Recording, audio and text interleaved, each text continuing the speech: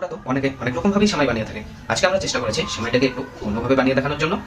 এই পদ্ধতিতে সেমাই বানিয়ে দেখুন, সেমাইটি বেশ ঝুরঝুরেও হবে আর খেতেও কিন্তু অসাধারণ হবে। আজকে আমাদের রেসিপি জর্দা সেমাই বা জর্দা সেমাই। বাই দ্য ওয়ে, আপনারা দেখছেন দত্ত রান্নাঘর। নিয়ে নিয়েছি 150 গ্রাম সেমাই বা সেমাই। এই রেসিপিটি বানানোর জন্য এরকম লাল সেমাইটি ব্যবহার করবেন। আরেকটি পাওয়া যায় সাদা, সেটি কিন্তু নেবেন না। এই সেমাইগুলোকে সাইডে রেখে দিচ্ছি পরে ব্যবহার করার জন্য। তার আগে একবার দেখে নিন, কড়াইটিকে ভালো করে গরম করে নিয়ে দিয়ে দিতে হবে 2 চা চামচের মতো ঘি।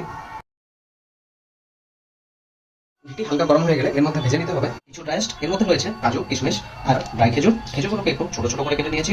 এই ড্রাই রোস্টগুলোকে ঘির মধ্যে ভেজে নেব। আচ্ছা, এখানে বলে দিচ্ছি, আমরা যে এই ড্রাই রোস্টগুলো ব্যবহার করেছি মানে আপনাদের এগুলো করতে হবে সেটি কিন্তু একদমই নয়। আপনারা আপনাদের মন পছন্দ মতো ড্রাই রোস্ট ভেজে নেবেন। ড্রাই রোস্টগুলো এখানে ভাজা হয়ে গেছে, এবার এগুলোকে নামিয়ে নেব। ড্রাই রোস্ট ভাজা ঘিয়ের মধ্যে দিয়ে দেবো সেমাইগুলোকে। সেমাইগুলোকে দেওয়ার আগে হালকা হালকা ভেঙে দেবেন।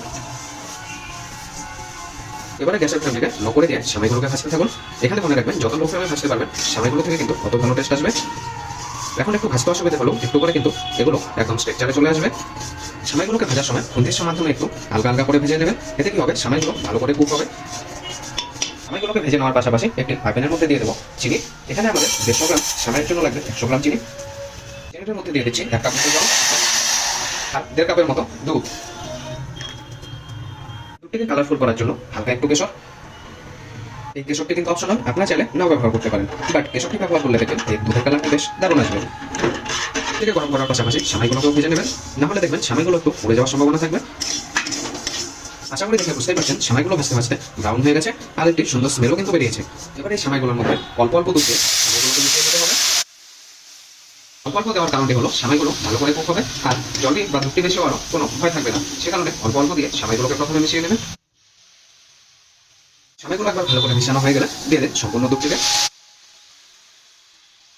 দুধটিকে দেওয়ার পর দিয়ে দিতে হবে 1 চিমটির মতো নুন আর ভেজে নেওয়া ড্রাই রোস্টগুলোকে।